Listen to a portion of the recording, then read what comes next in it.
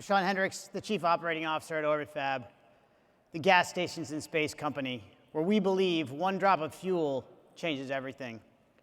In 1994, as a young EP-3 mission commander, I flew in an exercise called JATO-JES. It was the first time a dedicated SIGINT aircraft had flown in such an exercise. We were there to validate the results of several wargaming scenarios that fratricide was reduced with the presence of blue SIGINT assets. Having now validated that hypothesis, it was then incorporated into Doctrine and is now commonplace in real-world operations around the globe. Such is the cycle, from idea to wargame to exercise to doctrine. I'm excited that we're now adding space logistics to this cycle. Up to now, it has been the only warfighting domain where logistics is not integrated into maneuver. Through the war games that follow, it will be interesting to see how the ability to sustain our in-orbit assets will increase our effectiveness. An army fights on its stomach. Ships are replenished at sea. Aircraft refuel in flight. And yes, cyber assets can be dynamically replaced and reconfigured. The time is now that our space assets should fight without concern over the fuel in the tank, but rather the flawless execution of the mission objective. It's my pleasure to introduce the commanding officer of Space Delta 10, Shannon DaSilva.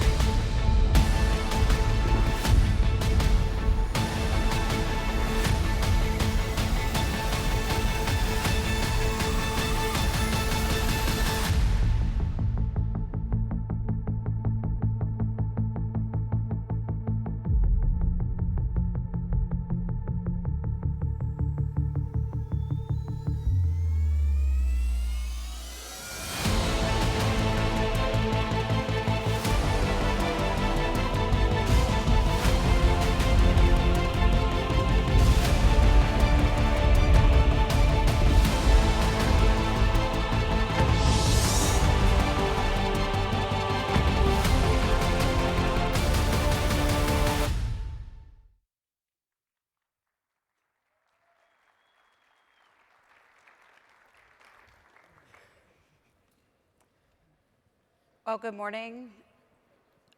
I'm Shannon DaSilva, and while I in no way can replace Major General Purdy, I'm your moderator for this panel.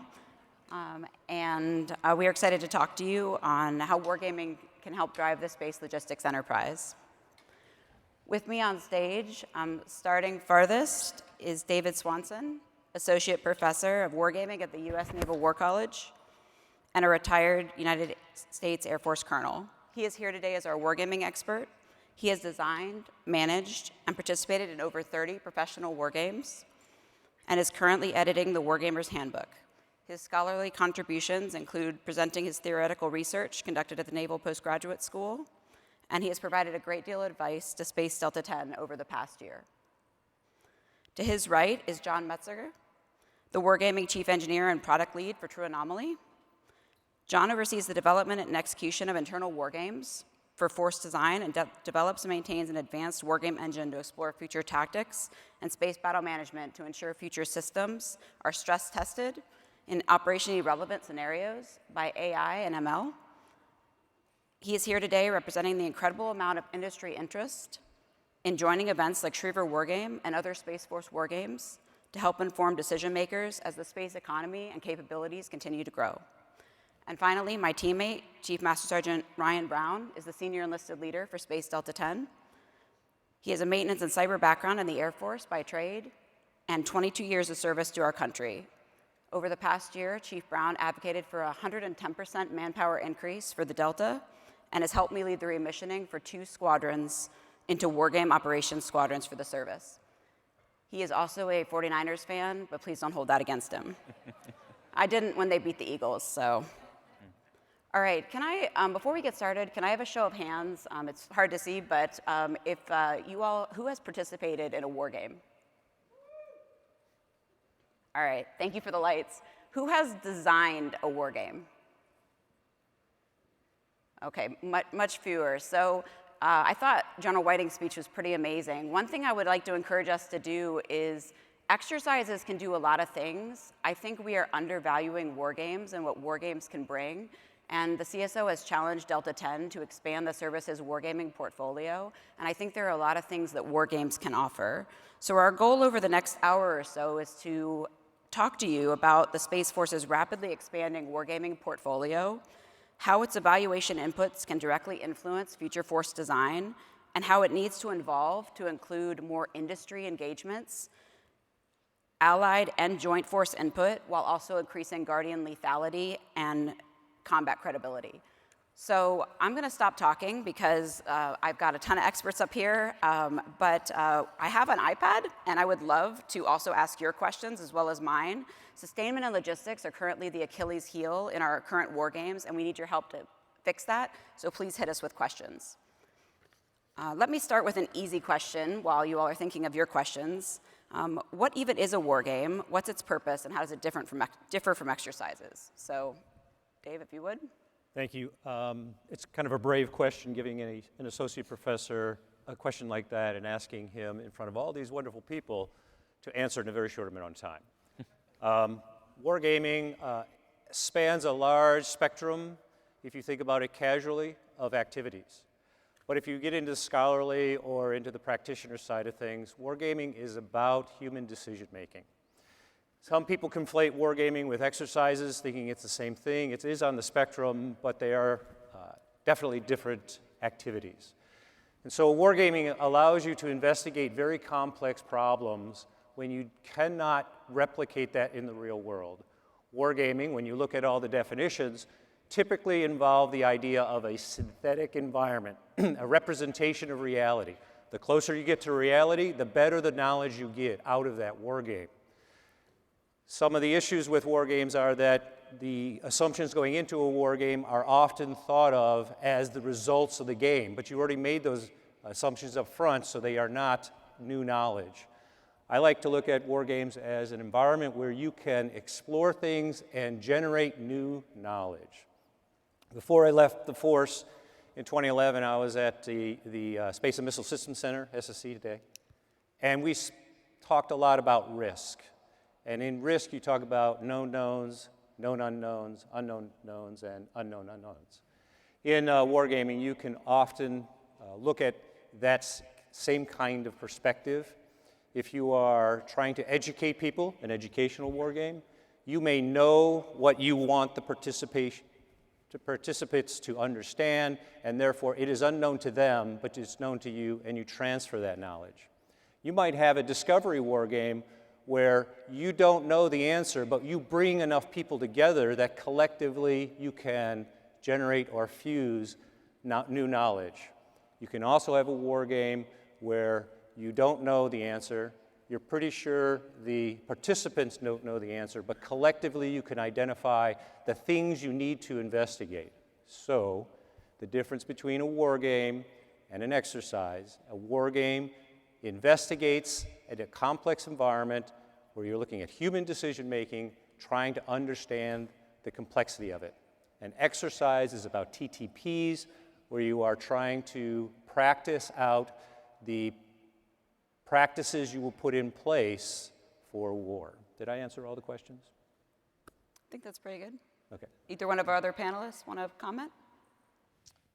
Yeah, I would just amplify that a lot of times wargaming is a little bit more forward-looking than an exercise. To that discovery aspect, it allows us to explore the utility of different capabilities and tactics. As an example, carrier air was first discovered in wargaming prior to World War II, and we learned that the age of the battleship was over before the war started, fortunately. To General Whiting's point, what does large-scale on-orbit maneuver look like? I think wargaming could be your look into the future to start to explore that and also highlight the types of capabilities, the timing, and the tempo that those capabilities would need to be able to achieve before you hand it off to an exercise to develop the tactics, TTPs, and really drill it into the operators in terms of how we want the force to operate.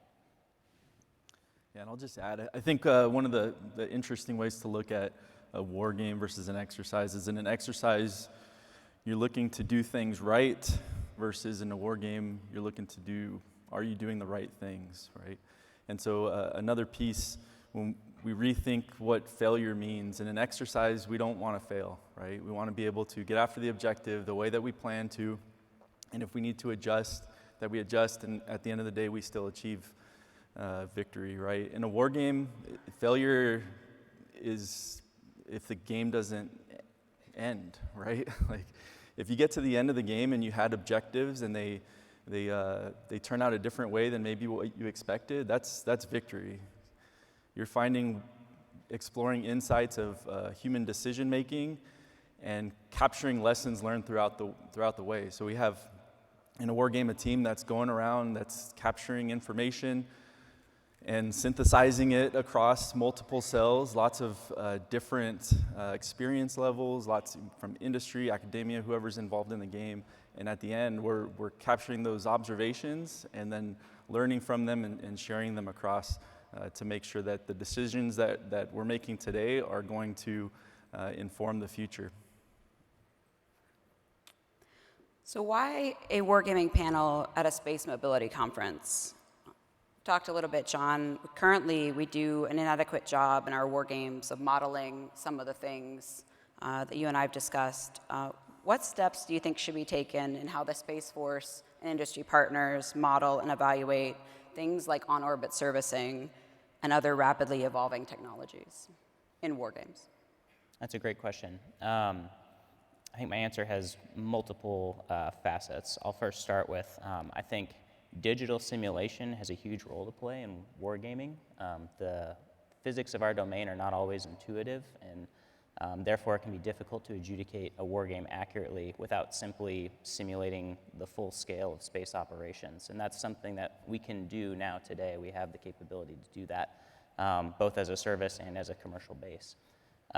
Specifically your point about how do we rapidly evaluate new capabilities, I think we need to focus on modeling as a system definition via modular composition, a lot of buzzwords there.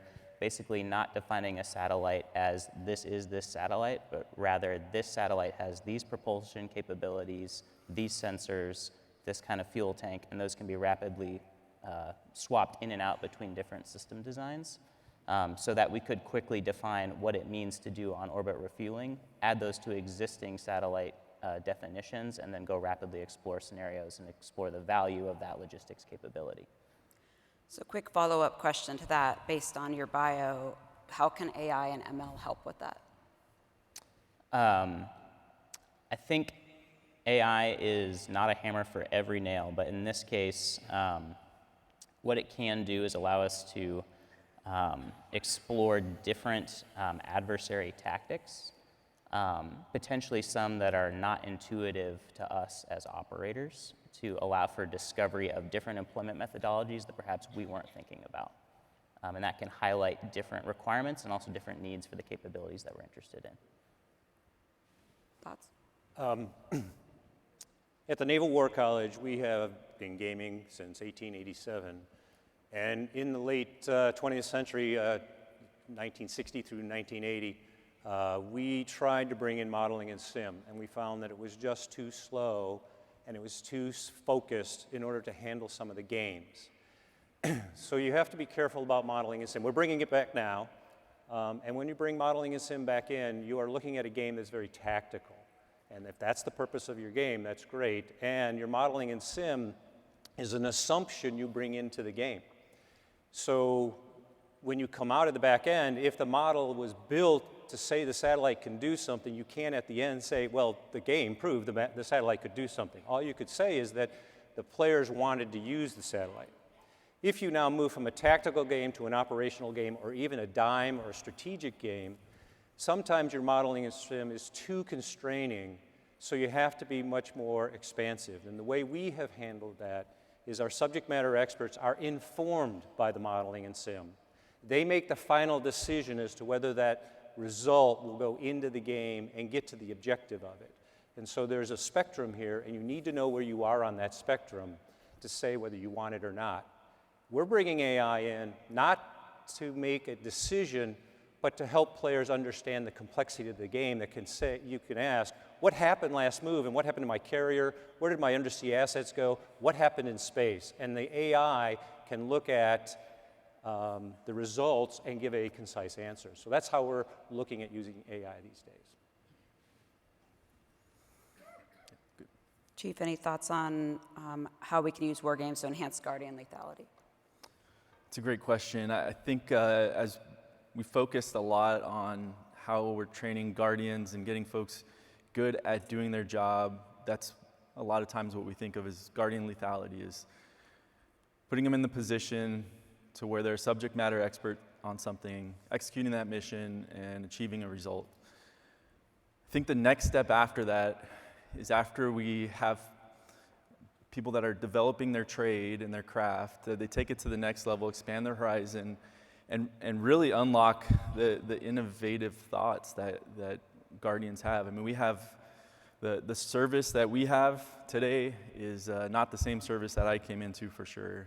We have folks that are no longer the average age of 19 years old with no college, right? We have, on the enlisted side, 22 and a half year average time in service for folks that are coming in and with college on the enlisted side, right? And so they're coming in excited, and they have a blank canvas of opportunities on the what if that we could bring to a war game. So I think when I think about war game, I didn't do war games early in my career, and really not till late in my career, and I looked at wargaming as something that senior folks do, sometimes in the Pentagon, sometimes just in some dark hole somewhere. And so bringing that down to an earlier time in somebody's career, I think is going to greatly enhance their decision making at their mid and later career points. And so bringing wargamings back left of somebody's career, whether that's in the service or not, I think those are the ways that we get after Guardian lethality, is exposing them to the what ifs of what can be, and then identifying what those gaps are, so we can further explore what could be possible 5 to 15 years out. I don't know if you guys want to add to that.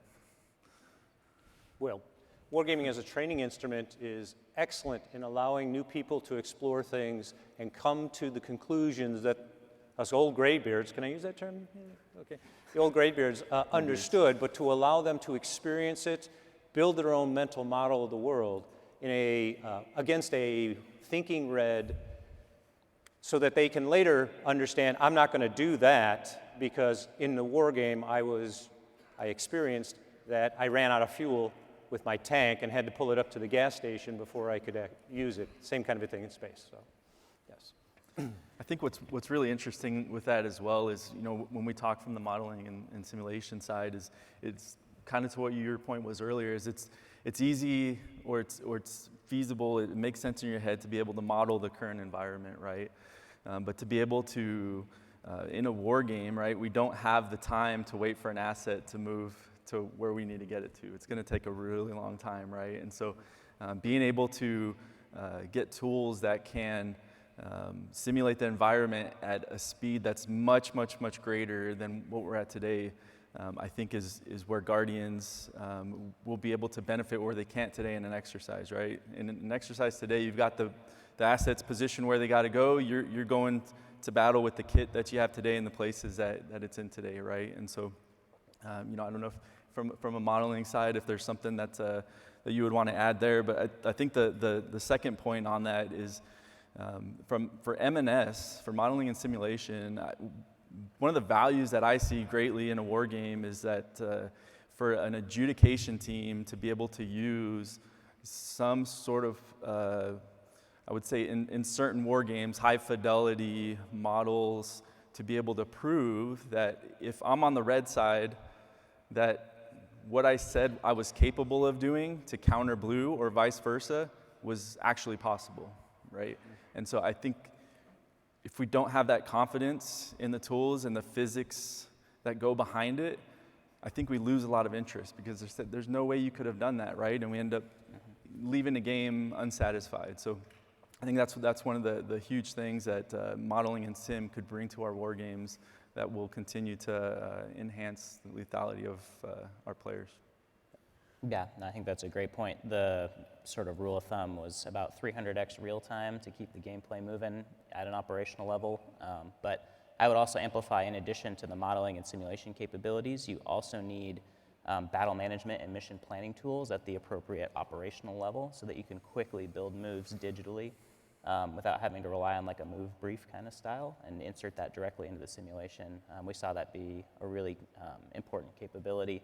And to amplify your point, we were primarily in this example focused on an analytic war game, so looking at like what does the future force need to look like. But we were seeing so much learning come out of the war game series that there was this huge demand signal for the capability as a training agent. So to your point about exposing Guardians earlier, I think wargaming can be a great look into the domain to start building those operational level insights about some of the truths of space operations. Okay, so we did get an audience question, so thank you to whomever asked this. In the context of constrained resources, what specific steps or investments are needed in the next 1 to 2 years to make sure the wargame directly informs Space Force force design decisions and emerging concepts? Actionable insights near term that are credible to the joint community to help advocate for space investments, such as space mobility, responsive launch, etc. Who do you want to start? Let's start with John.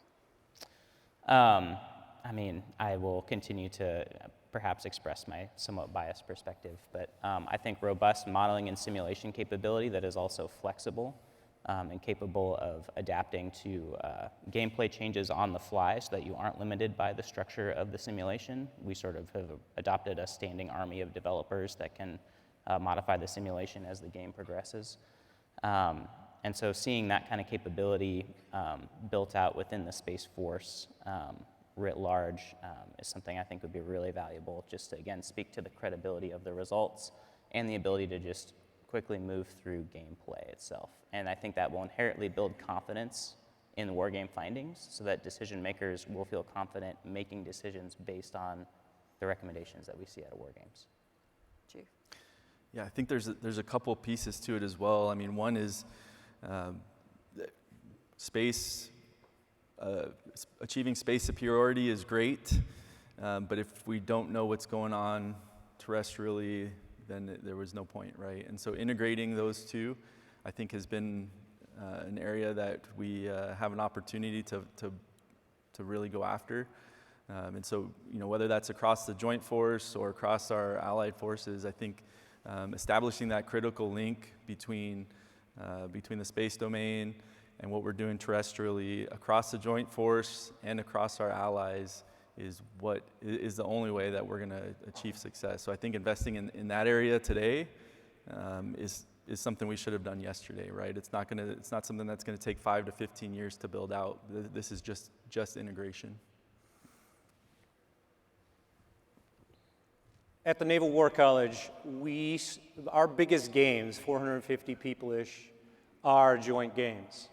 And 5 years ago, the War College said, if we don't have space in our games, we are just doing a disservice to those who are participating. And that's when they hired me out of industry to bring space to the game. In the last 5 years, over the 30 games that I participated or helped design, what I have learned is that to everybody outside the space industry, what they care about are the effects. They want to know about ISR, they want to know about COM, they want to know about PNT, and what does that mean to them in the 7 operational functions. And so we work very hard to translate what's going on in space to what's going on terrestrially. So what we need is the ability to, at speed, at the level of war that we're playing, to be able to give to the non-space players the so what. But we have space players in our games, and they want to say, I know that orbital speeds and my orbital maneuver will take time. And so you have to give to those players the modeling and sim where truth exists, and then you have to train them to translate to the rest of the players. That is very difficult to do in the time frame of our games. If our games span a week of warfare, or 10, 15 days, that's not enough time for space logistics to have an effect. So when you get to a game, you need to understand what is the length of that game. Am I going to game for 20 months, or am I going to game for 5 days? In our latest game, Global 21, we ran a pre-game game to work out what happened in the several months before the game start, so we had credibility with all the other things that need to go on, cyberspace, SOF, a pre-positioning of maritime forces, pre-positioning of air forces, and so we now have that set. In this way of gaming, you give credibility to the logistics sides of things so that you can get it set up, so that you can say, I already have my spares on orbit, or I already have on the pad a responsive. And so leveraging all these other games is the key to having the force understand the limitations and capabilities that our Space Force can bring. If you're going to have a game for space sake, that's fine, and we do that very well, and you can spread things out. But it's the joint force that wants to consume these services and are dependent on the things that we bring from space that logistics will enable, as General Whiting was saying. Let me pull on that just for a second. Seeing that we have a logistics-interested audience, and you mentioned, the duration of the game mattering, how do we craft games so logistics considerations can be captured in long conflict versus short conflict games, and ideas on how that could be effectively wargamed? Yeah. Do you mind if I go? Okay. What you need to do, when you put together a game, you really start up front with the sponsor and you ask what the sponsor problem is and you try to will it down so that you understand where you're going to game, because you can't game everything. In that phase, we call it the tasking phase, you need to understand what the space component will be. And it's in that phase you say, are we going to worry about replenishing space? And if so, how are we going to build that into the design of the game?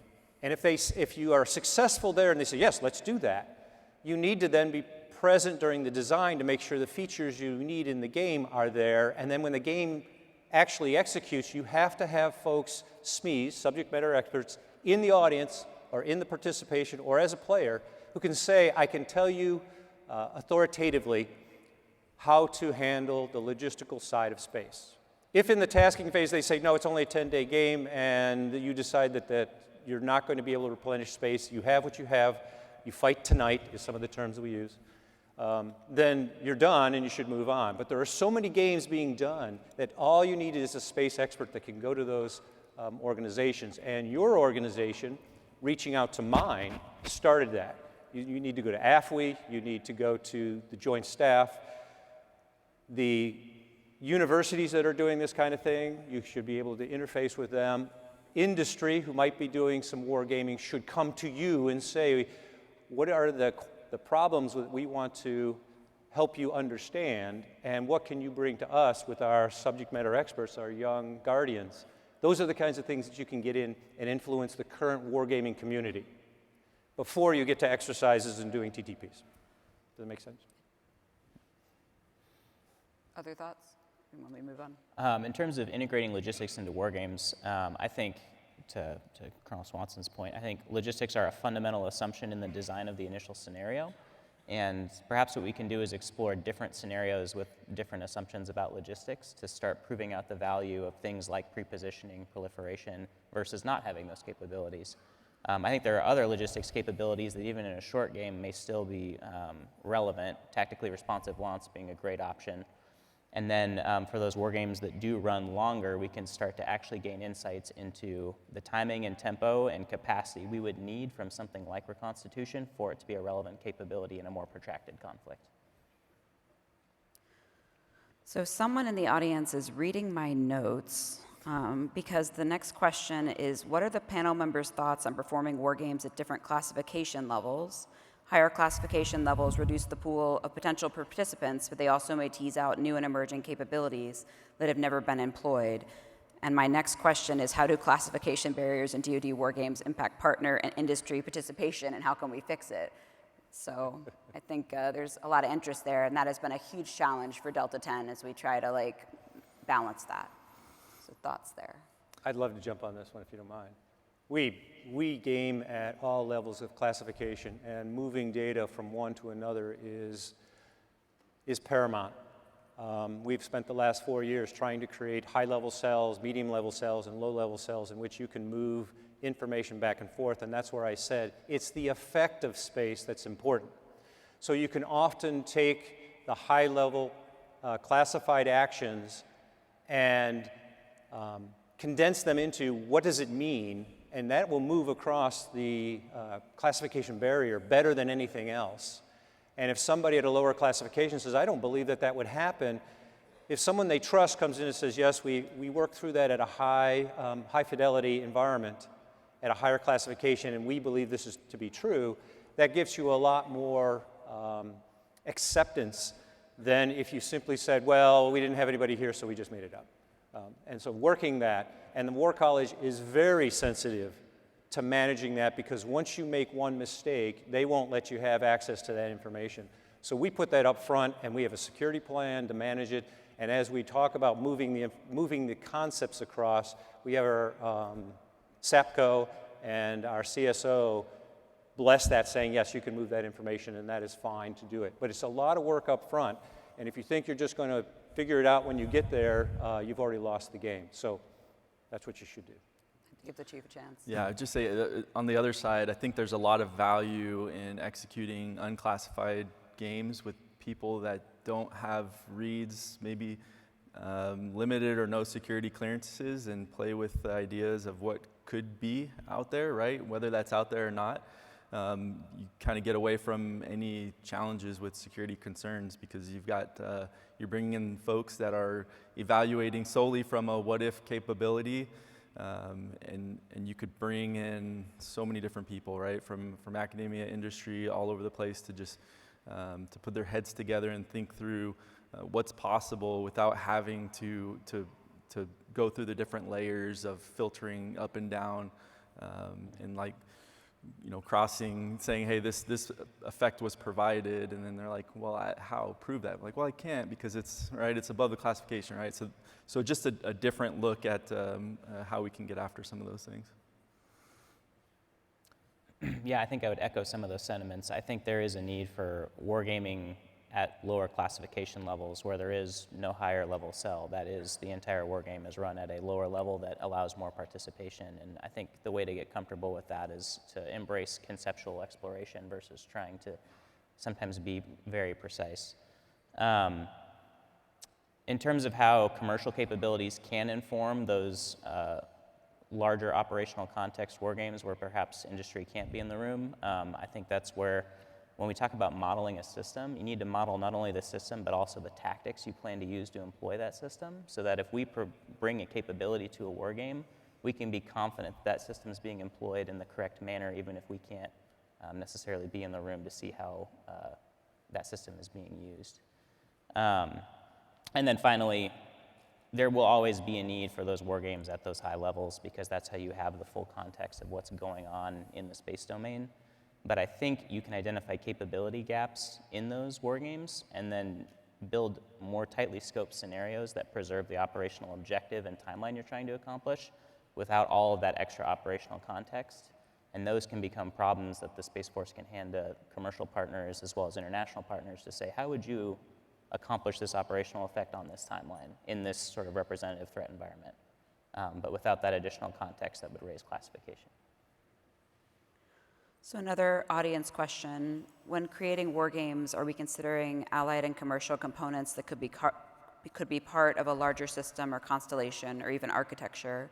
And how will the outcome of the games translate into setting up agreements, packs, and other combined and dual-use integration? Not nearly enough, that's for sure. I think one of the challenges that we have is that even though, for our service, I'll use it as an example, the United States Space Force is 6 years old now, and we feel like we've came like leaps and bounds, and we're getting representation on, in the different stages and the different areas that we need to.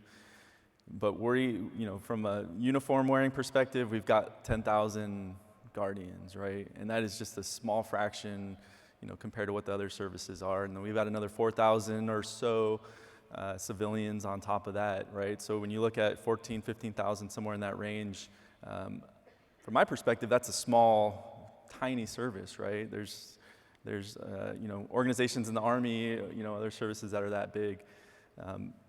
On our allied side, it's even smaller. It's a fraction of a fraction, right? And so we bring folks to a war game for one reason, and then we see them at another war game for a completely different reason, right? Because their space team might only be 100 people. And so I think that's one of our biggest challenges is, how do we bring all the right expertise to all the things that we need them to in order to advance what we're trying to do from the beginning. And I think, our Chief of Space Operations, line of effort of Allied by Design is just a constant reminder that everything that we do, whether we're looking at an early concept that we're trying to war game out different pieces of to see if there's utility, a warfighter utility in it, we have to be thinking from day one, how are our partners going to either augment this, support this in some other way, or just know that that's not something that their policy supports, or that it's not the right time for them, right? Knowing from the very beginning how we're going to work together is critically important.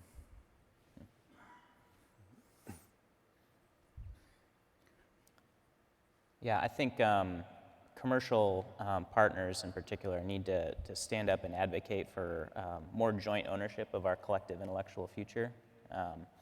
We need to be running our own experiments, and ideally those are informed by some of the things I've talked about in terms of scenarios and the needs of the Space Force. But that's something True Anomaly feels very strongly about, is our need to understand the domain for ourselves. And so I would love to see a sort of broader ecosystem develop in terms of experimentation, where we participate in your war games, but we also invite you to participate in ours. Okay, another audience question. Do you think these war games can not only validate tactics, but also inform asset and infrastructure shortfalls? And I'm not supposed to answer as a moderator, but I would just say we're absolutely looking at future force design as part of war games, but over to the panel, we'll start with Dave.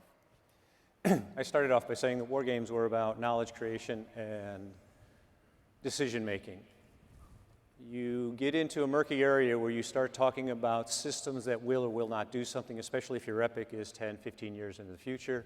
You can talk about what your desired capabilities are. You would have surrogates where you say, I think this system will do this kind of a thing. Would you use that? How would that fit into your O plan? How would that fit into your theory of victory? Those are the questions that a war game can tell you about. And once you've focused on those areas, you then move into exercises and experiments and analytic assessments to get you a better idea of whether your investment in that area would be worth the payoff or your return on investment later on.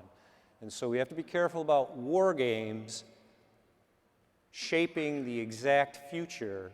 They give you an area to look at. You need to use other tools to figure out where you're going to invest. And that's on the commercial and on the government side. I think that's a really interesting point. I think when we look at the whole spectrum of this, of where you start off with a concept that you have to war game out and see if that's something that you want to continue to explore, and then eventually you're going to field that, right, and start testing it out and start developing those TTPs and then exercise those to make sure that it's something that is going to become like a legitimate, validated TTP, and then codify it in Doctrine and back and forth, right? And so, we like to really focus just on where our expertise is in the wargaming side, but just thinking through that whole spectrum is there is a time where that validation is going to take place, and if we do what we're supposed to do early on, left of when it's ever fielded, then we will have validated tactics and we will have a combat credible force. Yeah, I think I'd echo your sentiments about the level of care you have to take with the results from a war game and what assumptions you can actually draw from that. In a force design type war game, typically you're looking at those higher level, like, would a capability of this class be useful? How would it be employed? And sort of what is the operational context around when it would be employed? So you can prove out the value of a class of capability or potentially even a high-level abstraction. What you then have to do is, once you've proved the value of something like, yes, tactically responsive launch, it absolutely has a place in a future scenario, then you need to go do that next level of work that isn't necessarily a war game to refine, like, okay, in a specific stressing scenario, what exactly does that capability need to look like and what's feasible given our technology and industrial base? Right. We have to remember that war games are about a thinking red. And oftentimes we get these grand ideas of this new capability will do what we needed to do, refueling in space. What would the other side do to stop that from being useful? And you get some very well-educated folks to try to thwart your ideas. And that will give you an idea of what vulnerabilities you need to worry about and to go look into those. And if you find that it's easily counterable, maybe that's not the system that you want to have. Or maybe you don't believe the red, I don't know, it depends on who you invite. Really like that you hit on that, because I think that's another value that we get out of wargaming is something, let's say we have this people like to use the word exquisite, right? This exquisite capability that is going to be a game changer, and we end up wargaming it out, and it turns out that what we thought was going to de-escalate or off-ramp or give us the effect that we wanted, it actually went the other way, right? Where the adversary said there's way too much uncertainty with this, we need to go all in, and we end up escalating a situation when our intent or what we thought or what we invested in was intended to off-ramp or de-escalate a situation. So on that topic, Chief, one of the questions is related to wargaming left of conflict. So can we talk about the importance of wargaming and off-ramp opportunities for space games specifically left of conflict and how that should play in the readiness calculations? Well, left of conflict is competition. Correct. Or cooperation. Let's leave cooperation off because that's fun. But competition is where you're both trying to either go for a market, if you're a commercial entity, or you're pre-positioning your assets so that you have a force in being to deter what's going on. And so those war games are not as exciting because you're not blowing things up. But if your winning conditions are clear of I need more capability than they have, or I have enough capability and I didn't overspend, those can be really interesting war games, but you have to set them up correctly. And we are talking long time periods. We're not talking about a 10-day game. The game might only be 5 real days, but it could span a year, 2 years, as you're building up your resources and putting things in place. So it's a really great point. I think when we get into a war game, you have to be able to prove that we were able to get to this point based off of a lot of assumptions, right? And so the planning phases for war games sometimes is a long time, right? Like, I mean, you might go a year to 2 years of planning out war games and looking and diving into, policy and different things to get you to that point. So when you are in a wartime scenario, in a war game, people aren't asking, well, we would have never got here, right? And so you have to back up and say, well, this is how we got here, right? And if we didn't come to war, we wouldn't have a war game, right? We would just all be sitting around talking about how cool space is. Is the Space Force and the larger department looking beyond GEO? Let's think about the President's recent assuring space superiority, and will it still remain GEO and lower into the foreseeable future? Hope so. No, I think that executive order, that plan gives us kind of something that we need to lean more into. Really, when we talk about like establishing new norms and new standards, if we don't get to the moon first, the norms will be established by someone else on their terms, right? And so I think we're going to get there. We're going to put more emphasis on how we can use cislunar to advance our objectives, and just comparing it to like air travel and the reason that we use English as the norm, right, is because we were the first in air travel, right? And so getting to the moon first, establishing the norms there is extremely important, and we're starting to explore that in different games. Whether it's our service games, if it's the NRO, different avenues. It's certainly an area that we're focused on, and I don't know if you all are on the academic side as well. Well, you are really talking about a policy game more than you're talking about an operational game. What are the policies that would best yield the right results that you want? The norms in space is a policy issue. And then how do you demonstrate those norms? And what are the norms that are more important than other norms? We will be building infrastructure as we go to the moon. We will have to safeguard the interests of our nations as we build that infrastructure. Where is the infrastructure most vulnerable, and which norms matter the most to us? And sometimes we can use other domain lessons on the seas, in the air, and sometimes it doesn't track at all to space. And so I think policy games in that domain are something we need to start with, and then end with, well, what kind of hardware do we need? What kind of infrastructure are we going to use in order to enforce those norms, I would think. Excuse me. On that point, I would just say, excuse me,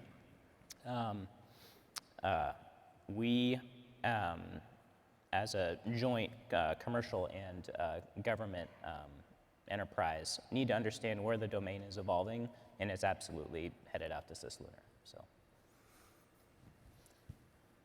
Okay, next audience question, and there are quite a few, so I probably won't get to all of them, but is the epic for space wargaming different than terrestrial domains? Current space capabilities seem to be evolving at a much faster pace than air, sea, or land. Say that again, a lot of echo. The question is about the epic for space wargaming, different than for terrestrial domains. So that's probably a good one for you. Like, what future time frames should we be looking at for space wargaming, and is it different than, and I would say it's got to be synchronized, right? Because if you do space effects for space effects without thinking about whether it's coordinated with the other domains, then you are just doing space for space. Right, and I don't think the answer is there's a best domain. It depends on what your problem is. If you want to integrate into the joint force and you're looking at something in 5 years or in 2 years, then that's fine, but you have to position your space kit, your space component of the game properly. If you are going to look at the cislunar issue, which will be a number of years away, then I don't know that the terrestrial domain is as important unless you think that there's going to be conflict getting your equipment to the pad. There's going to be conflict working on the communications that go to the equipment in orbit, or if you're now talking human space and you've got boots on the moon and you've got resources, how do you protect the commercial companies that are not military at all? They're just trying to do the economic portion of space, but they expect their country to take care of them. And I don't know what that answer is, being in the Navy, the Naval War College. But those are the different things you would think about. So I don't think the answer is which epic is best. It's which epic poses the problem that you want to look at that problem. And there's lots of war games, and we have lots of time to do the different problems. But look at them one at a time. Very similar, though, to protecting trade across the oceans, though. Similar. Yes, making sure our ships are in the right place at the right time, and how do we prepo them and be able to sustain them, as was spoken about earlier. John, thoughts on protecting industry? Yeah, I think you want to look early, middle, and late because all of those have implications for your roadmap for the capabilities that you're building. But to your point about synchronizing epics, when you're looking early, you want to be synchronized with a terrestrial scenario in that same epic because space wargaming has to begin and it has to end with space support to the terrestrial domain. Your objectives as a Space Force need to be framed around what's happening in the joint fight or the terrestrial scenario that's unfolding, because that will drive your objectives and the timeline on which you have to accomplish those objectives. And then after you've run a war game, if you're not running in a joint war game itself, you need to be able to articulate the consequences of the actions in space as how did space enable or not enable the terrestrial fight. And those need to be quantifiable metrics that can be articulated in things like what General Whiting referred to as space-enabled terrestrial kill chains. Did we help this kill chain close when it needed to close? Yeah, I think that depending on what war game we're talking about and what the objectives are is really the key to what the epic is. If we're really looking conceptually, we normally go at least 5 years out, right? Just the time it's going to take to develop the capability, to fund it, right? All those things. We have to be thinking of how long it's going to take to get there, even if it's unconstrained, right? If we said, hey, you had all the resources possible, then we could help determine what the epic is going to be. There's the whole slew of what the sponsor is trying to get after. We can do a tabletop exercise that's considered a war game, right? Sometimes it might be 2 years out. Sometimes it's going to be some things that we could implement fairly quickly. But at the end of the day, we've got to just think of what are we trying to get after? How long is it going to take us to get there? And then define the epic from there. All right, it's time for the lightning round. What is the top thing that Space Force Wargaming should seek to accomplish in 2026? Chief Brown. Aside from logistics, maneuver, sustainment, all the buzzwords for this conference. No, I really get excited when we think about contested logistics and how we can use launch capabilities to integrate into the joint force. Perhaps unsurprisingly, I would say establish stronger partnerships with commercial industry, both to help us contribute to your war games, but also to partner with us on our own efforts. As we begin to use modeling and sim in order to provide a realistic look at space, we need good models that can be put into those games. And you need to be involved in non-space activities so that you can provide that subject matter expert across the wargaming community so that space is represented in each one of those domains as we go through our gaming. And so I think that the Space Force should be open to being able to push their folks into these games, almost push yourself into them, even if not asked to be there, so that you can provide that knowledge, yes, I think. All right, so our commitment in Space Delta 10 is trying to get industry into more war games, trying to get our allies and international partners in with industry in more war games, trying to work across distributed sites so we can get more guardians to at least observe or interact and get educated in more war games, and trying to do it at the lowest classification level possible until we need to go higher in order to see the bigger picture. But we're working those 4 different lines, and it's hard to synchronize them all together.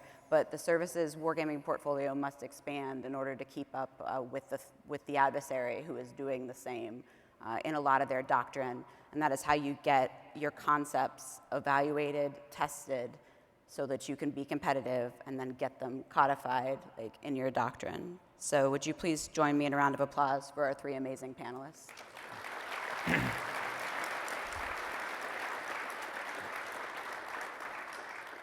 Thank you.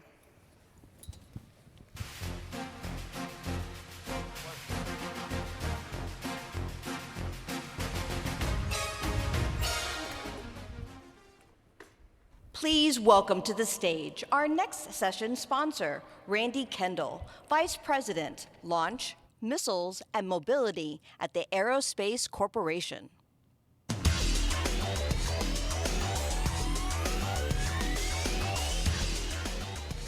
Good morning again. So at Aerospace, we are really proud to be contributing sponsors to this, I believe, the 4th edition, Space Mobility 2026. If you're not familiar with Aerospace, you may be wondering, what do we do and why are we here? So just briefly, as a federally funded research and development center, our main job is to help our customers be successful in space. From research in new technologies to developing the most effective space architectures, assuring the success of on-orbit systems, and closing the kill chains that allow us to maintain our preeminence in space. You can think of us like the 3M for space, if you remember. If you're like me and you're old enough to remember that commercial, right? We don't make the space systems, but we make them operate better. So as space is becoming an increasingly contested domain, as General Whiting laid out pretty effectively earlier, space mobility and logistics is an increasingly critical capability to stay ahead of our adversaries. And space mobility and logistics does not just include on-orbit maneuver, but reconstitution and reinforcement and left-of-launch logistics.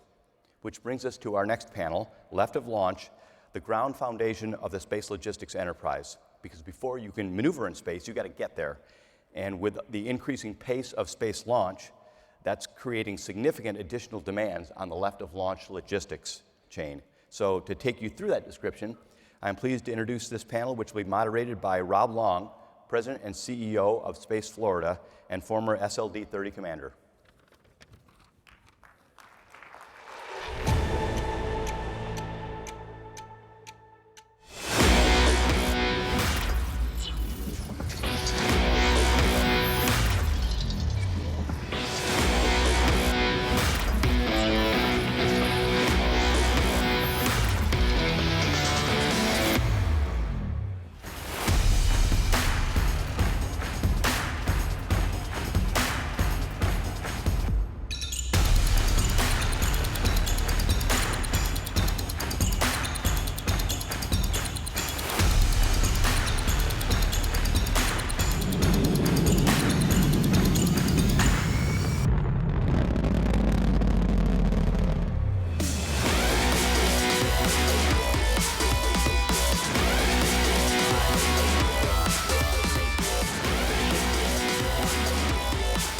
Liftoff.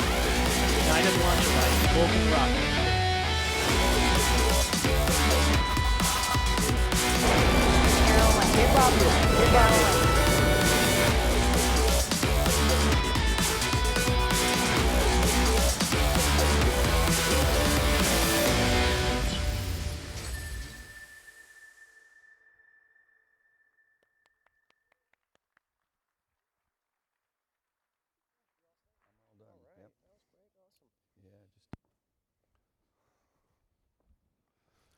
All right, good morning, everyone.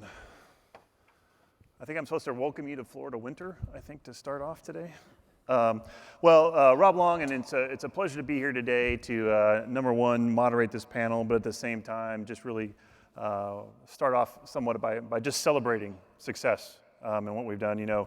I think everyone's aware that 2025 was a year of record-breaking successes across not just the 2 launch bases that are represented here, but really across the whole nation of the United States.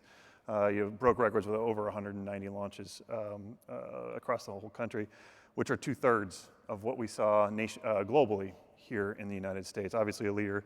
That surge, I would call, is a result of a lot of work from the teams that are represented here today and many others.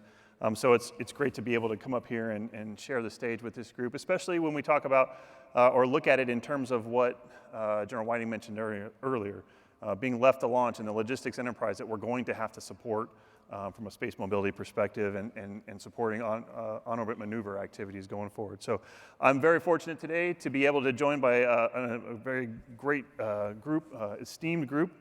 First, Congressman Mike Karadopoulos, U.S. Representative from the 8th Congressional District, longtime Space Coast resident, former State Senate President, and now he gets to blend a unique view as the chair of the House Subcommittee on Space and Aeronautics. Sir, thanks for joining us today. Colonel Brian Chapman, Commander, Space Launch Delta 45, and Patrick in Cape Canaveral, obviously responsible for delivering the launch infrastructure, operations, and then support for all Eastern Range activities. And of course, longtime friend Colonel Jim Horn commands Space Launch Delta 30 in the Western Launch and Test Range at Vandenberg Space Force Base and ensures the mission success of 26 mission partners. So we'll have a chance to answer some questions along the way.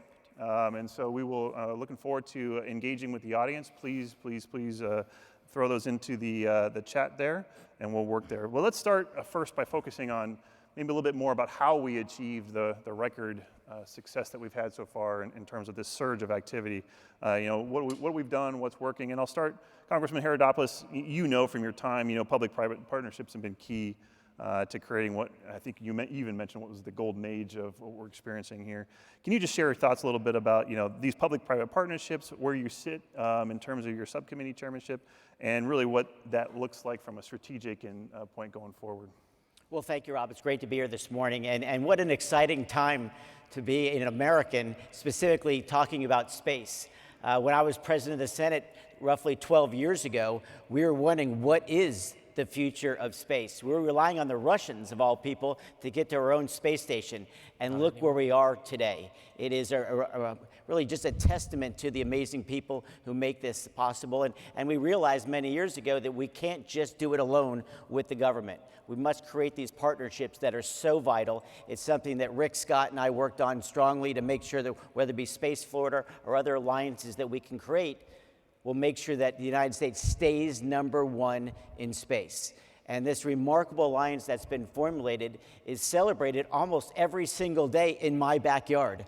Again, last night at 11:50, boom, another rocket goes off, and in just a few days, we're going to see Artemis II go off to the moon for the first time since 1972. And as a person who's lived in Brevard County since the 80s, to see the remarkable growth that's happening is just phenomenal. And so we are focused in the Congress on making sure that those partnerships stay strong, making sure that we're in alliance, and laying out clear directives so that the private sector can invest with confidence, so that they put their resources forth. And these are not small resources, as every person knows in this room. We're talking about billions of dollars. And the Congress is absolutely committed to making sure we stay #1 in space. And let's not forget what the President said in his inaugural address. For the first time in many years, he talked about space in the inaugural address, and we backed it up with $10 billion additional dollars last July. And if you didn't see it recently, we're about to pass the NASA budget, which many people feared might have been cut, fully funded again this year. It's a remarkable investment we're making because we see that these public-private partnerships work, and we can't be more excited about the future because we realize not only finding more success, but we're doing it in a much faster way by having this unique partnership that is literally leading the world. So, Rob, we could not be more excited. I hope I'm showing it again this morning. Thank you, Congressman. I think you hit the nail on the head. The investments have been critical. The investments going forward are going to be critical. Colonel Chapman, maybe you can start. The last 4 years or so, we've just seen the steady drumbeat of demand and increase from 30 launches just a few years ago to obviously over 100 now. Talk about some of those investments that have been made and maybe what you've seen has led to some of the recent success. Absolutely, appreciate it. Launch is no longer episodic. It's an enduring mission set we're getting after on both coasts. 109 launches off the Eastern Range this year. 100 was a pipe dream for 2030 and 109 this year alone. We have close to $1 billion in infrastructure investment going into Cape Canaveral Space Force Station today to redo the landscape under a program called Spaceport of the Future. That Spotify dollars is helping take non-launch related personnel out of the industrial area, out of where we have hazardous activity occurring. We are redoing the landscape from a launch-based perspective to maximize efficiency out on the range, to maximize throughput, to help partner with the launch service providers to meet the numbers of launches and cadence that they anticipate coming for the future. When we look at the analysis out there, in 2035, we're seeing numbers upwards of 500 launches a year off the Space Coast. We're making plans now so that in 2030, the infrastructure we have laid in will be able to support that 500 a year. Not that we're going to hit it in 2030, but as we continue to ramp up, the assumptions we're making, the planning factors we're accounting for now will facilitate us being able to get there. That coupled with dynamic range scheduling, the partnerships and collaboration we have with each of the launch service providers and the Army and Navy test customers from a missile range test facility based perspective, and new safety implementation procedures such as the automated flight safety system have really opened the aperture to maximize launch capacity and throughput out on the East and West Coast. Yeah, so let me kick it over to Colonel Horn here on the West Coast. Obviously, Vandenberg's a little different. I would also argue that it's seen a sharper increase in tempo recently. Share we've chatted about this oftentimes, but share with the audience a little bit about, Vandenberg's just a little bit different, a little unique. Talk about the challenges when you talk about investments and some of those acute needs that, that the location itself drives. Yeah, let me start by saying if you haven't been to Vandenberg in a while or been paying attention to what we're doing, it will blow your socks off. Last year we launched 71 times. A busy year at Vandenberg, as you know, Rob, from your time in the seat, was 9-10 launches a year. So we're really starting to pick up the pace. We've increased 1,300% since 1920 in the number of launches we're doing. We beat a 50-year record in 24. We beat that same record last year in October. So we are really starting to hit our stride. And it's not just on the launch side. We actually have 54 strategic mission partners at Vandenberg, to include the Combatant Command for U.S. Space Command, headquartered on our patch. Delta 1, Delta 5, so we're training Guardians, we're training nuclear airmen. We still have the nuclear deterrent mission with Minuteman, Sentinels ramping up. We're doing a ton more testing with the Missile Defense Agency. Our airfield now is even a Homeland Defense alert base for NORAD Northcom. So the mission activity across the board is just ramping up. And we're about 2 years behind. We're about where you were 2 years ago, Chad, I think. And a lot of the lessons we've learned from SLD 45 as they kind of lead turn the capacity surge are really starting to pay off. It is a challenging environment at either base. We launch in the middle of a wildlife refuge, essentially, right? We have 16 endangered species that we have to actively manage at Vandenberg, similar numbers at the Cape. Very environmentally sensitive area. Truly proud of our environmental professionals for the stewardship that they exercise while still balancing national security need. And I like to say launch is a team sport, right? So we're all working together to deliver what the nation needs while being responsible stewards. We're investing over $800 million in the infrastructure at Vandenberg over the next 5 years. 200 or so million of that in roads and bridges, really retiring tech debt that's accumulated over the last decade. We're essentially modernizing the infrastructure that we built in the first space race to get ready for the second space race. Another $600 million in other enabling infrastructure, such as $500 million in our wharf and harbor. We just released an RFI for a new super heavy pad on the far south of Vandenberg. And that RFI closes on 12 February if you're interested in building a pad at Vandenberg for your capabilities. We're preparing to award that. We have to rapidly expand payload processing capacity to process all the satellites that are coming through. Just an incredible amount of activity and investment going in to continue. We anticipate upwards of 150 to 200 launches over the next couple of years. I think we're pretty close to getting there. Yeah, I think it's pretty crazy when you think about where we would have been even just 2 or 3 years ago, in terms of tempo and maybe for both of you, maybe Colonel Chapman first. There's a lot of we talk about things that have enabled us in terms of automated flight safety systems. You mentioned that, but I want to give you a chance to highlight the teams, because I think there's been a lot that goes unsung in terms of just the groundwork that goes on. Anything you'd like to share in terms of just your team and how you're doing it? Absolutely. We have a once-a-week battle rhythm where we bring everybody at Cape Canaveral together. That's launch service providers, that's range operators, that's my civil engineering squadron, my safety shop, my range operations squadron, my space launch squadron, everybody that facilitates launch operations together to talk about what the next week looks like and what the next month looks like as far as a cadence goes. Where do we have things like plumbing issues or air conditioning breaks in the heat of the summer? Where do we have deconfliction that needs to occur on the range from a commodity usage perspective? That tight collaboration that exists in those weekly meetings, from the launch service providers to my range operators to the support contractors to the government getting after launch operations, really is what makes launch happen on the Eastern and Western Range. Yeah, thanks. Over you to Colonel Horn, and similarly, please highlight the teams, but at the same time, and we have a question here that we were going to tackle anyway. So, talk about some of the policy or authority changes that you've seen that have been beneficial, at least in the near term, but maybe going forward to help, whether it's the team do more with less, or just unleashed this potential. Yeah, sure. 5 lines of effort across Spaceport of the Future. Infrastructure is one, we talked about that earlier. Operational policies and processes, that gets more to your specific question, Rob. But then we talk about policies and authorities from a legislative and internal Department of War policy. Upgrading our instrumentation on the range is the fourth, and then defending the mission. It's becoming ever more critical to harden our infrastructure to prepare for potential threats from the adversaries. On the operational policy piece, I think when you're launching single digits a year, you have a luxury to do things a certain way that you cannot scale when you're getting to the levels that we're getting at now. So we've done things like, we used to bring up the disaster control center to prepare for a potential bad day every single launch. When you're launching 71 times a year, it's really not feasible or efficient. Just have those folks on standby and on call, and have the quick reaction team you need to get there, and then you bring up the disaster control center if a bad day does happen. So it's things like that that we've had to rethink to get more and more efficient.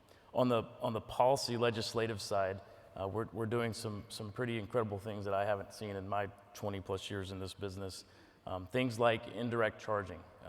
In the past, we launched in what was called an excess capacity regime when it came to launch and test range operations. So the taxpayer funded a very large amount of capacity, and then we accommodated commercial activity with what was left over from what we used. It's now the exact opposite. So the law actually was written for a different paradigm, and so we're working with our partners in Congress to start to flip that script on how we execute and think more like a port, like a seaport or an airport. So having skin in the game from our commercial providers to offset the demand that they're putting on our infrastructure is huge. So indirect charging authority has been an incredible benefit to us. We plow that money right back into the port, just like any other business would do, and that's been a critical enabler. We're looking at things like fair market value leases in the future, and then leveraging that money to finance spaceport operations. We have bond authority at spaceports now. So I see it as multiple streams of income, like any good businessman would look at it, that go back into spaceport operations to make us more efficient and to increase our capacity going forward. Yeah, thanks. No, I appreciate that. And Congressman Herodopoulos, the gentlemen here have talked about 300, 500, I've even heard 1,000 launches mentioned. Your reaction to those kind of numbers, and then maybe more importantly, obviously from where you sit on your subcommittee, what are you seeing on the demand side from the civil programs and obviously our commercial side? Yeah, I mean, isn't it amazing? We've been talking about those numbers. Those would be fantastical many years ago, and now it is literally the future. Might not be 2030, but it will be that reality. And I love how our leaders in the military are thinking in a very business-like manner. And I can't thank these gentlemen enough for what they do every day to protect our country and to make this a possibility. It's really heroic work. It's a change in paradigm. As you mentioned, and since you started your career, you never think something like this would be happening, but it is happening, and it's all for the better. And it's because of their remarkable work, and we want to applaud that progress. And as mentioned before, we put together, led by Ashley Moody, our new United States Senator from Florida, and Congressman Dunn, unfortunately, who's retiring, we put those space bonds in place because the need is there. If you go to any one of these emerging companies, let alone the more established companies in our region, they are looking at this and saying, we want to make these investments. It will be a public-private partnership, so we have the infrastructure to potentially pull off that 1,000 launches a year, which they're talking about. And finally, I'll just say that, again, we can't stress this enough, that this is foundational to our country. We were in an incredible space race with the Russians going back to the Soviets back then in the 1950s. Now we have a new challenge. We know that China doesn't necessarily play by the rules, and they're doing all types of nefarious things, as we've seen over the last couple decades in space. And so it's integral to protect not just our military needs, but our commercial needs from some of these activities, whether it be privacy concerns or even more dramatic in a potential conflict. And so as we have these understandings, the fact that we can pull on our military leaders to say, how do we do this better, is essential. And we need to be willing to think outside the box. And you have the conclave or a group of people who have seen it from all different angles. It makes for a better decision-making process than in the past, which was exclusively maybe directed by Congress. I mean, what gives me so much confidence is when I go into the room with military leaders and civilian leaders in these different companies, they have one mission. And sometimes you see these bureaucratic battles happen. I've seen just the opposite. People want to play as good teammates on every level, and I could not be more excited as a new member of Congress, seeing that this is where the government shows they can really work when they're looking at one common goal, as opposed to that we see too often in politics today and on some other measures. And I won't digress to that, I promise, today. Thank you, Congressman. Maybe I could also just kind of reflect and emphasize, I mean, we see the same thing at the state level. We've talked about this as well, the amount of support that we get here in Florida, obviously. But I think you see that in local communities across the board and across the nation. Let's, there's a question out here about bottlenecks, and so maybe that's a good transition point to talk about what we're thinking about going forward. I'll start with Colonel Chapman. What do you see as some of your key bottlenecks, whether it's on the investment front, where you need to, on the infrastructure side, whether it's partnerships, where do you see kind of your limitations going forward? Absolutely, appreciate it. Logistics and efficiency on the range itself, on Cape Canaveral Space Force Station is a challenge, right? When we look at and account for 500, 600, 1,000 launches on the range, and we account for flyback opportunities of those boosters landing on barges out at sea, and then coming back to the port of Cape Canaveral, and then transporting back out to the processing facility. Today, I've got one main artery to drive on and off of Cape Canaveral Space Force Station. I need a booster transport lane. I need the ability to deconflict how men and women get to work day to day from how we transport launch-related hardware, those first stage boosters, back over to the processing facilities. When we look at what the future has on the commodities front, things like methane gas is more and more getting rolled into launch operations. Today, the launch service providers acquire commodities that are provided to their launch pads by trucks. That's thousands of trucks coming through my vehicle inspection stations each and every day that my guardians, my defenders have to go inspect to ensure that there's nothing coming onto the installation. That's wear and tear on the roads. Things like a methane pipeline are things that we didn't account for 2 years ago when we laid in the requirements for Spaceport of the Future, but we're absolutely seeing materialize today for the needs of tomorrow. And so it's through those partnerships and collaboration with like Space Florida that we're laying in that groundwork to figure out what right looks like to really maximize efficiency. Yeah, thanks. And Colonel Horn, over to you. Similar question, but also maybe the test mission. Obviously, you each have a test mission. I think you're seeing some more increase with Golden Dome and some of those. Can you talk about not only bottlenecks just to launch, but when you look more holistically across the entire Vandenberg property? Yeah, sure. That's been my biggest surprise getting there. We've been launching for a very long time, Rob. I thought I knew what was going on at Vandenberg until I showed up. And then I saw just the diversity of different customers in addition to the surge in commercial capacity. And one of those is test, with things like the next generation missile defense capability, Sentinel testing. We're now doing commercial hypersonic testing. We could be landing hypersonic test vehicles at our airfield twice a month in the future. So balancing those two mission sets has become one of our critical opportunities to optimize. So we're looking at a range instrumentation architecture in the future where we can get to simultaneous or near simultaneous operations. So we could be launching a Falcon 9, a Vulcan, what have you, on the south side of the base while we're doing a Sentinel or a Minuteman III test on the north side of the base simultaneously. We have the ops center. We have 3 separate ops floors, but we've never been postured from an instrumentation perspective to execute those in parallel. And we have to get there. So that's a big challenge for us going forward on our patch. Another one is the harbor. So check this out. I'm not going to name names because you know who you are, but there is a provider that the way they get into our harbor is they've hired a surfer. He stands on the edge of the barge. He waits for the tides to optimize, and he says, ready, go! And the boat harbor guy, he guns it, and they ride the wave into the harbor. That's not how you should do that. So we're going to fix that, right? So we have to invest in our harbor in a way that makes it like any other normal port and opens up capacity to as many days of the year as possible. We're at about 30% capacity, and the number of days we can use in a year at our harbor. We have to get that to 90%. You're always going to have some bad weather, but we have to increase our rate. Commodities is another big challenge for us. In the past, we've said each to his own. Worry about it inside your fence. I think as we see the impact on our roads, we have similar truck traffic going through our gates every day. The impact on our folks from a traffic perspective in the mornings where we have to shut down all of our gates except for one to folks coming into work, and the rest are for commercial traffic just to get everyone on and off. We have to optimize our spaces to be able to accommodate the surge that's coming. So those are just a few examples of a whole lot that we have going on to continue to increase throughput. Yeah, that's great, and I think you're right that until you get out to either launch place, you don't understand the breadth of activity, the pace, just the daily grind almost in many ways of things that are just happening at a constant pace now. That all of us that have been around this business for any kind of time, I think we still shake our heads a little bit about how much this is going on. I want to shift a little bit as we start looking forward. One of the things that has been interesting as we've studied this a little bit is, since 1946.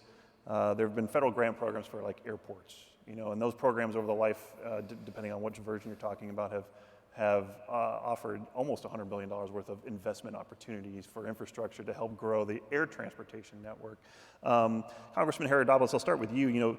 Thinking in the head, what are some of the ideas that we can look at? What are some of the concepts that you've talked about in the past at both federal and with your experience at the state and local level that we can kind of start to maybe expand upon, innovate on, that would allow us to take advantage of, you mentioned spaceport bonds, things like that we're trying to implement now? Well, first I want to state on the record, that was not me, the surfer, in that prior role. I am a former surfer. It was a dream job. I did not get it, but here I am in Congress instead. But it is remarkable. Again, I love how people are thinking so differently today. I mean, I think no one's, I think everyone in the room is familiar with a show called The Jetsons. I mean, we all grew up thinking that someday there'd be this common space travel, and we're getting so close to it today. Yeah. I mean, there's pop stars now going into space. A lot of things are happening. And it is very logical that the airport of 1946 is the future spaceport of the 2030s. And so we have to think in those type of partnerships and then think in a coordinated manner, because we are going to see so much more traffic in our airways and eventually spaceways, and we need to do it right. And that's why we need to create in Congress the rules of the road so those investments can be made with confidence. And as throughout my career, as I taught history for a living, and as a father myself, the idea is always to provide certainty and stability. And so as we take on this emerging marketplace of space technology and what it might mean in the future, Congress needs to be that bedrock that offers the commercial sector and, of course, our partners in the military and the government world that certainty and stability that if you make this investment, it's a long-term thing. What happens too often in government is that you have a Democratic administration, then a Republican administration, and businesses have great difficulty navigating those changing philosophies. We can't allow that to happen in space, because this is not a short-term, one-term or one-year endeavor or even one-term presidential term endeavor. This is a multitude of years we need to come together to put this infrastructure in place. So one of the things I've really tried to work on, despite the chaos in Washington, D.C., is finding those common partners on both sides of the aisle. We're blessed with, like George Whiteside is the former chief of staff at NASA. He has vast experience. He understands how these things move in the past. And a lot of us are different thinkers from Florida that we're in collaboration and putting our Republican and Democrat labels aside and saying space needs to be nonpartisan, because we can't afford those shifting tides which we experienced in the early 2000s. As you know, a lot of programs we thought would be in existence today do not exist. And so we are really trying our best. I know I am in the committee as I chair it with my ranking members, a Democrat from North Carolina, Ms. Fucci. I'm always trying to make sure that politics are not getting in the way, because that will derail and could cause us to lose this space race if we allow politics to overwhelm what needs to be done, as these gentlemen talk about and the private sector is asking us to do. All y'all are asking for in the private sector, in my opinion, are certainty and stability, which the government needs to do a heck of a lot better job than they've been doing, I think, over the last 25 years. Yeah, thanks, Congressman. So I'm going to offer that same similar type of question to both Colonel Chapman and Colonel Horn. In terms I appreciate that one person clapping. Is there more? We'll let more clap. Okay, So similar question over to you all. How do you view? I know you have these conversations with industry often. Colonel Chapman, we just start with you. What is the message that you want industry to hear about how you're trying to work with them, establish the demand signal, as they look at business cases and trying to figure out how they can best support not just the launch bases themselves, but the entire logistics infrastructure that it is as part of that. So, Yeah, absolutely. In end of November, we did a reverse industry day in partnership with Kennedy Space Center. We brought Cape Canaveral Space Force Station and KSC together for one Space Coast, and we invited each of the launch service providers out in one-on-one sessions to talk to us about what tomorrow looks like. Again, the plans that we last looked at laid us in 2 years ago for what we knew was going to materialize as of today, but now starting to take a look at what does tomorrow look like and garnered that industry feedback of what changes, we can outline what changes that we are making today and what our plans are for today. But that doesn't account for what the business case is that each of the launch service providers are trying to capture for tomorrow and what changes we need to make on the government side to be able to facilitate them getting mass to orbit, right? Capability on orbit is what keeps the US ahead, right? And we are doing amazing coast to coast. If you think about it, in the month of October, I run the world's busiest spaceport at Cape Canaveral. In the month of October, Vandenberg launched more than I did. Let that sit for a minute.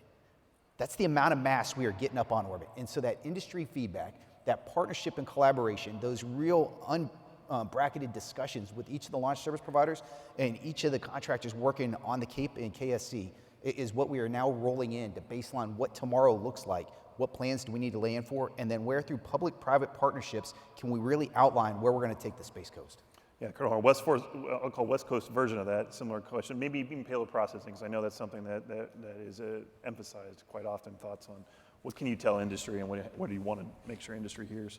Yeah, I think you started this, the Mission Development Zone, the MDZ, which is almost like an enclave where we're carving out space for commercial companies that are interested in investing in infrastructure. It has a benefit both of us. Like Colonel Chapman said, this is a team sport, but we have to work together. So we're opening up land for commercial development, and you'll have commercial access to federal property when we get this right.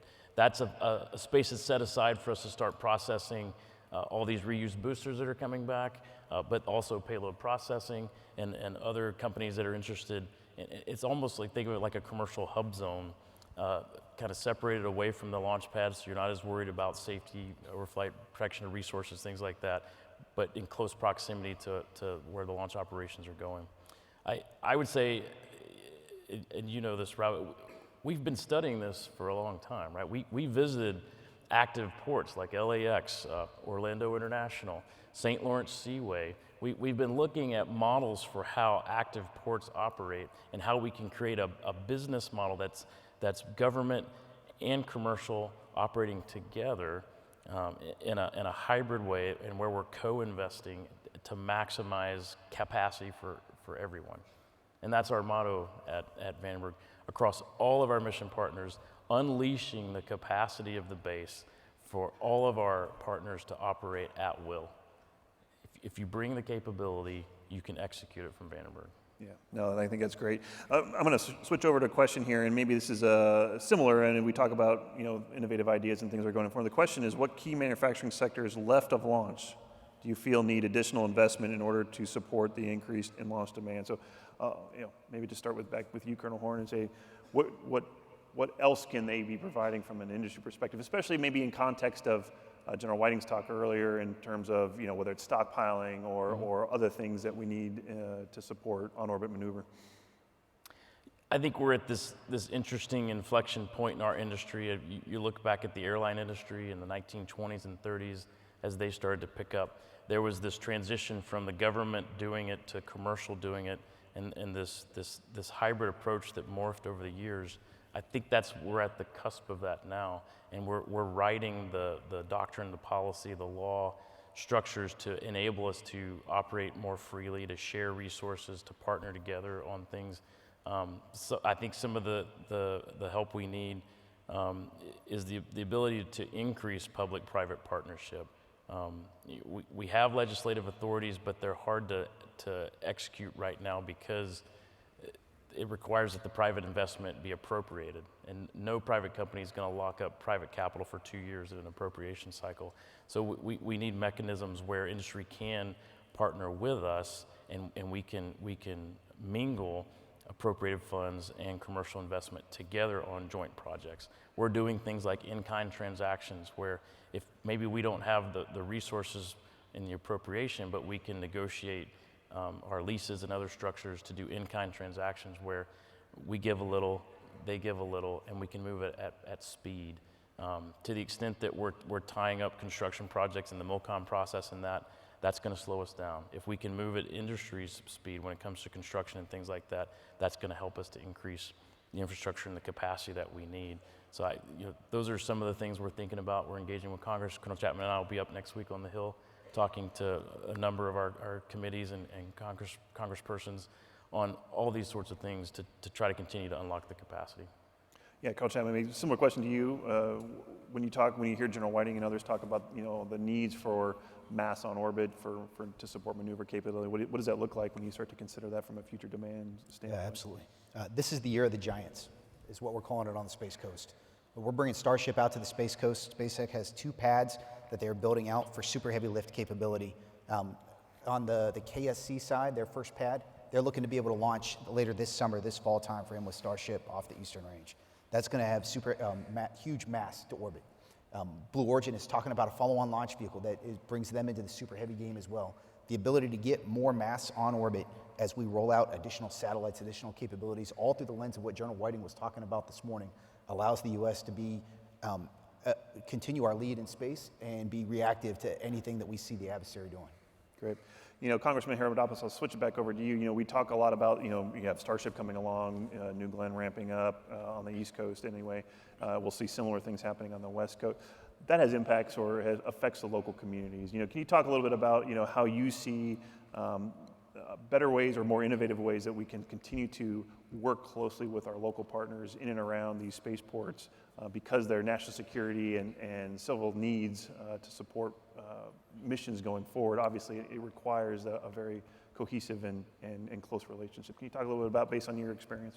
I think it's vital, and I really want to build on what the Colonel said earlier, and that is the idea that we recognize that when the private sector is putting this considerable capital out there, we need to be cognizant that they can't just have it sitting there, especially in this dynamic economy. So that's a discussion we need to have in a very strong way. To get to your point, Rob, very well, as a person who used to lead the Senate in Florida, I have always stressed this idea that these are partnerships, just like we talked about in the public-private. We also need to make sure that every level of government is seeing things in a very similar light and understand the impacts that they'll have. Again, 12 years ago, we were not sure what the future of the Space Coast might be, but we made those investments, really reached out to the private sector, and you're seeing these jobs being created like never before. I was just at Space Coast Senior High School, Junior High School yesterday, giving them a $2 million grant because there's such a need for technicians at those private sector facilities, let alone NASA, in the future. And so we want those kids who choose not to go to college to have those great job opportunities and the skills necessary not just to get a job, but have a career on the Space Coast. When I was younger, you would leave Brevard County in order to find some of those jobs. Now you're staying in Brevard County. And because we're so involved in the Golden Dome and hypersonics in the home county that right down the street in Brevard, Kennedy Space Center, Cape Canaveral, you're seeing these dynamics all coming into play. And in some ways, it's almost an embarrassment of riches. And we need to make sure that we don't let perfection get in the way of the good. And so there's some political elements out there. One, of course, is the noise issue as Starship comes through. What environmental impacts might those have? And what happens invariably in politics is that people start thinking the extreme. They think that I'm trying to be nice here. You need to be very careful so that the hyperbole doesn't overwhelm what we're trying to achieve in the mission. And so what we have tried to do in many circumstances, we're going to have another one early next month, is we are holding these hearings so that people understand the whole story, not the internet version of what might happen. And there are great concerns because Brevard County is such a unique ecological area with the Banana River, the Indian River, of course, the manatee population, you name it. And we want to be sensitive to that, but we also recognize that we're here as humans first, and that we are going to address some of those fears. So I'm always a big believer in absolute transparency and make sure some of these rumors that can get started very quickly that might undercut our mission don't facilitate and grow to such a capacity that might hinder the mission that these gentlemen have each and every day. So that transparency is really important. And because now in my new role in Congress, we know the state reps, the state senators, that the the county commissioners, the city commissioners in a personal way, and we can have these logical conversations so that we don't hamper any success that we're all trying to achieve in order to win the space race. But Rob, I couldn't agree with you more, and I'm so glad you're leading the charge for us in the state legislature. These are very ambitious times, and the great news is, unlike many other states, Florida is economically strong. We actually have a balanced budget. If you're on a pension program, you're actually going to get it, very much unlike the California, the Illinois, and New York. We are a very stable state economically. And I could just, one last thing I would just add to this is that as I walk around the floor, people are starting to come up to me and say, can I get a ticket to the Artemis launch? I mean, the excitement about space right now is palpable. And we can't lose this momentum, and we're really trying to maximize it because, as you know, these things can ebb and flow. As we found out, there was a very stark difference in America between 1969 July and the last time we walked on the moon. Just a number of people were viewing those moonwalks. Now we have this heightened opportunity. We can't lose that momentum. Thanks, Congressman. I think, I'm going to flip it back over to Colonel Horn. You mentioned something the Congressman mentioned in terms of responsibility and stewardship. I know you guys take that seriously. You alluded to it earlier. You want to touch on anything more on that front? Yeah, so we're learning, right? We've been launching at Vandenberg for 60 years. And it's only just recently we realized that the rocket produces a sonic boom that people can hear. And that's because we're unlocking new trajectories that are closer to land. And what we're learning, our models are good at predicting the direction that these sonic booms travel, but not predicting the magnitude. And we're also learning that weather plays a key role in how sound waves travel. And what that's allowing us to do is to start to create new policies and procedures to minimize impact to the public. So we're very intentional about only launching a sonic boom producing launch that would reach land and disrupt the public when we absolutely have to. Kepler gets a vote. You have to do what you have to do from a physics perspective to get to the orbit you need to get to, but we try to maximize the opportunities to do that during the day when it's not going to disrupt folks' sleep cycles and things like that. We have sensors up and down the coast, the central coast of California, from LA all the way north to Vandenberg. We're tracking every single launch and the noise we produce. We're baking that back into the models to get much more accurate about what we're doing. We're learning that certain times of the year are worse than others. We can launch the same trajectory in the summer, no one will hear a thing. You launch it in the fall, and it's rattling windows. So we're getting a lot smarter about this, and then that's allowing us to bake that back into some of the things we're doing. I've even had one young gentleman talking about mufflers on rockets. It could be a thing, I don't know. Yeah, who knows? We'll take it. No, so along those lines, obviously, as we talk about demand, we talk about what we're looking toward future mission support, everything else. There's a couple questions out here, and I'll just kind of maybe address it more generally. Obviously, it's a capacity question. There's a resilience question. Maybe I'll throw it over to Colonel Chapman first. What are your thoughts on as you look from your more national security, broader lens, maybe even at the AATS level, thoughts on where else do we need to be considering in terms of an overall capacity perspective, and then resilience is a factor in that as well? I think multiple launch locations makes a lot of sense, right? We have two key launch facilities that we launch from to get mass to orbit for the United States, and that's Cape Canaveral Space Force Station and Vandenberg Space Force Base, right? Opening the aperture for additional opportunities at different locations offers additional resiliency in the event we have an issue at either one of those bases. We have a lot of effort going on right now, holistically across the Department of War, focused on counter-UAS and counter-UAS technologies. We've got great systems today on the Eastern and Western Range to protect and defend against UAS capabilities that are out there, and we're looking to invest in additional capabilities for tomorrow.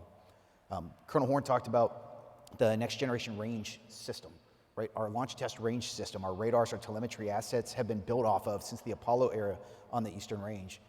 Coming up with a modernized range system for tomorrow's requirements and capabilities is another area we're looking to implement today. A holistic lift and shift off of what we have today, which is great for today, but doesn't necessarily scale to the capacity we need for tomorrow. And then when you look at advances in technology, like on the FAA side with their next generation ground radar system and air traffic control system, having the ability to roll in that type of technology into the way we do dynamic space tasking for launch capacity and capability allows us to have that modularity and flexibility that we see and we need on the Eastern and Western Range. Yeah. Colonel Horn, maybe just real quick, I mean, same question in terms of overall capacity and resilience, but maybe blend that with what you see in your test mission. Obviously, as that continues to ramp up, is there anything that we can be doing or thinking about maybe strategically from your perspective when you sit as the confluence of these things coming together? Does something have to give, or is it something that we should be considering in terms of space launch versus test and how you blend those things? We all have to give. It's a team sport. We all need to be rowing in the same direction. Some of this is a mindset change. What do you mean when you say commercial launch? What does that mean anymore? 10 years ago, it meant a launch of a commercial company, of a commercial satellite that did commercial stuff on orbit. Today, it means potentially, and to a large extent, a dual use capability that we can leverage for national security and commercial means. So as part of our commercial space strategy, the U.S. Space Force is leveraging commercial capability on orbit. Those Starlinks we're launching and in the future Kuiper, we're buying that capacity on orbit. Is that a commercial launch? I'd say it's a national launch, and we can use it. And that's how we're going to beat our adversaries, right? These are not state-run enterprises. We're leveraging the American innovation and enterprise to maximize our capability on orbit. So that's one piece of it. It's not enough to say, well, that's a national security test. This is just a commercial launch. All of this is national security. And we have to work together to deconflict and maximize opportunities for success. So we need much better interaction mechanisms to deconflict those things and prioritize appropriately. I think that's thing one. Like Colonel Chapman mentioned and we talked about before, getting to the point where we can operate in parallel or simultaneous is key. A lot of that is automation, so we're doing a lot of work on the artificial intelligence, machine learning front to automate our processes. One of the coolest things I've seen in my short time at Vandenberg, this assignment, was a test we did in December. So our team took a 2-year process, and in 43 days, we executed what would have normally taken 24 months during shutdown. They weren't even getting paid. And they planned a test in 43 days and executed it. And that's how fast we're getting at what we do, and that's giving us more opportunities then to do these kind of activities. So it spans the gamut from how we think about it to how efficient we are at what we do to increasing our capacity to do it at the same time. Great. Yeah, no, I think it's a good summary of and this is where we were even starting. There's so much going on behind the scenes that I think even people don't realize how much effort it takes to get from where we were 4 or 5 years ago to where we are today. And so we're coming close to the end of our time here, and just maybe I'll offer it up to each of you and to kind of maybe closing comments or just summary comments, but there's a theme in some of the questions that I've seen here that is, almost where is the role and responsibilities blend between what might be inherently governmental activity and where an industry party can take over, whether that's operationally at each launch site or maybe more broadly in terms of the entire flow of activities from manufacturing all the way to getting something on orbit. And so maybe, Colonel Chapman, I'll start with you. Whether it's what's that one thing that keeps you up at night? I hate to ask that question, but what is that one thing that you really are focused on, but maybe in context of government versus industry? Yeah, absolutely. Appreciate it. Public safety is my #1 requirement on both ranges. Public safety is what we're most focused on. Every launch that occurs, we have range operators sitting on console to make sure that when we go to launch, we are doing that through the safest way possible for the greater community. The world is looking at Artemis. We are taking manned space flight around the moon for the first time in decades. When NASA launches Artemis, it'll be the men and women of SLD-45 that'll be sitting on console. It'll be my weather squadron producing weather products that we'll share over with NASA to find that launch window in the event that we have weather constraints operating in the area. It's my safety shop that's doing the safety analysis with that launch vehicle to ensure that we've got a safe launch attempt in the 4 attempts that we currently have scheduled on the range to be able to support. It's my civil engineering squadron, my security forces squadron, my logistics readiness squadron coming together to be able to support that launch operation from the Space Coast, that collaboration. But all of that comes back to public safety. Great. Colonel Horn, thoughts on? Yep, that was going to be my vote. So I would say on the range services side, so automated flight termination really unlocked, I think, one of the largest bottlenecks we had on the range. So now our range footprint is much different on a commercial launch than it might be for, say, a test. When we're doing a test, we're exercising the entire range for that activity. There's not a single radar I don't use on an MDA test. When it comes to commercial launch, now you're starting to see commercial providers provision their own radar and telemetry services. We still provide the weather, that's key to public safety, and I think kind of a non-negotiable. Things like area clearance, those are still things that we're coordinating closely with FAA and using surveillance assets to deconflict air and launch operations at the same time. So those are some of the activities from a public safety perspective that I think remain government, and we just get more and more efficient as we proceed. Yeah, Congressman, similar. Maybe generally from a funding perspective, as you start to consider not just this session, but as you look forward into future congressional sessions, what are you thinking about in terms of what you want to focus on? Well, first I want to applaud the two gentlemen on the stage that they're focused on safety first. It is absolutely vital. We cannot afford another tragedy that has happened, and we all know the danger that space is. Space is hard. And we need to always keep that in mindset. We have a love of life in our country. Some of our competitors don't share that same appreciation for life. And then I applaud what NASA is doing to make sure that we protect those astronauts first and foremost. And I love what Colonel Chapman said about this team sport. I mean, this is not just those 4 astronauts or those folks in the control room. There's so many people went into making the Artemis mission a reality. And it's just so exciting it's finally here, right? Part 2 of 3, hopefully. And so what I try to focus on is 2 things, as you talk about it, Rob, about the finances of all this, is that, as I mentioned before, we need to offer to the commercial sector, many of you out here today, that certainty and stability so that you know when you make that investment, you're going to make it with confidence. And what goes in line with that is making sure we have the infrastructure in place. So many times, especially in a growth state like Florida, all these people are coming in, and we're trying to play catch up on the road system or the water systems, you name it, and that's a losing proposition. It's much more expensive long term than if you think ahead and put that infrastructure in first. And so I'm going to try to put more of an emphasis on making sure that our main launch facilities have the infrastructure in place, not just for today, but anticipating the future, because it's a heck of a lot more expensive to do it the other way around. I think that's vital. And the last thing, what we're finding out is and it frustrates me as an American, is capitalism is supposed to be faster than communism. And yet you have run into many companies in this very room when it's the government that's hampering your success. I won't name acronyms, but you know them all. And it's that sense of what can we do better, especially with this new technology, that it should allow this testing to take place so you can make sure it's safe. We had a very important meeting with the Space Committee led by Dr. Babin, who's did a great job, who's in my role previously as chairman of space. And it talked about, in some cases, the EPA is just not approving some of these new technologies that actually improve the environmental conditions, or the new technologies that can propel us to victory because of that bureaucratic inertia. And yet the Chinese, in some of these cases, are doing it faster. So we have to win, and we need to prove that capitalism is a more effective means of transportation and success. And in some ways, we become so big, it's hampered that success. So we're always going to be looking for ways to reduce, to eliminate the proverbial red tape and find that success. And so that's my focus. I can't, again, thank you all enough for what you do every day. I mean, we know that you're putting this effort in. We're winning the space race right now because of what you're doing behind the scenes, and it's underappreciated, unfortunately. And we want to make sure the people in this room recognize that commitment. So as my son is a member, actually, of the United States Air Force, as you know, Colonel, he's at EOD Tech out at Travis in California. And the work that the members of our military do behind the scenes, and we appreciate it on the holidays sometimes, but every day they're putting in that effort. And as a father of a person in the military, you didn't really recognize that until you're getting those reports in for your son or daughter, in our case, our son. So I'm excited. I'm so grateful you all are here spending money in Florida. Keep doing it.